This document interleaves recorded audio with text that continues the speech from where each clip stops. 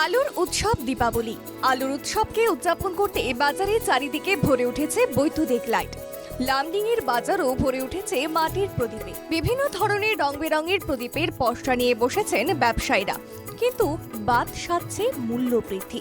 সর্ষের তেলের দাম বাড়ার ফলে পকেটে টান পড়েছে সাধারণ মানুষের। তো আজিকালি কি হৈছে আপোনাৰ এফালে তেলৰ দামটো বহুত বাঢ়িছে।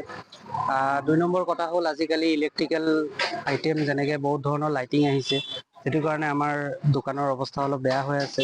তাৰ ওপৰত মাটিৰ দামটো বহুতেই বাঢ়িছে। আগত আপোনাৰ ৫,০০০-৬,০০০ টকা এটা গাড়ী আছিলে, আজিকালি আপোনাৰ কি হৈছে গাড়ীবিলাকত ৩০,০০০, ৩৫,০০০, ৪০,০০০ টকালৈকে যায়।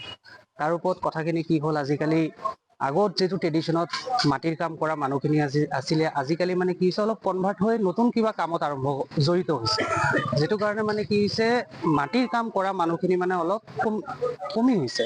তো সেইটো কাৰণে আমাৰ মালো মেনুফেকচাৰিং কম হৈ আছে।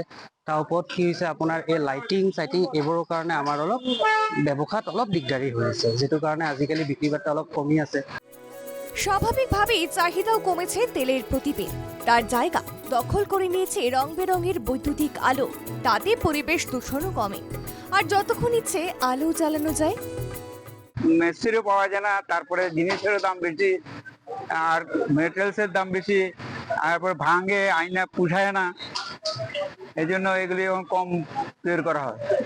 তেল তো আরো মেন তো তেল ফলটাও পাওয়া যায় না ভালো, তেল রেট তো আরো বেশি, তেল তো হাই হয়ে গেছে এখন। এর থেকে মোমবাতি জ্বালানোই ভালো। না, ভবিষ্যতে ওইসব কিছু কমবে। বছরের এই দুটো দিনের জন্য মাটির প্রদীপ তৈরি করেন মৃৎশিল্পীরা, কিন্তু বাজারের মন্দ অবস্থা, দেখা মিলছে না ক্রেতার। ফলে হতাশা খুচরো ব্যবসায়ীরা। খুব খারাপ। তার কারণ কি, আনি তো পারোই নাই, খুব কম।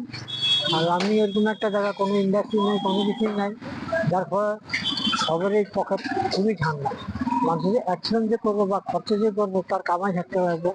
দেখা গেছে রামদিনে অবস্থা খুবই খারাপ, ব্যবসার বাণিজ্য খুবই খারাপ। আর তাছাড়া বিজলি বাড়তি, বিজলি হাঁটাতে আরো অসুবিধা হয়ে গেছে। হ্যাঁ, অনেক কমে গেছে যা, না 50% না, আর 50% যাওয়া আছে। আগে 10 জনে কাম করবো, আর এখন দেখা যায় যে 1000 জনে কাম করে। মন্দার বাজারে মাটির প্রদীপের ব্যবসা কতটা লাভবান হবে, সেটাই হচ্ছে এখন লাখ টাকার প্রশ্ন। লামডিং থেকে চন্দ্রজিৎ গোয়ালার রিপোর্ট, NK টিভি বাংলা।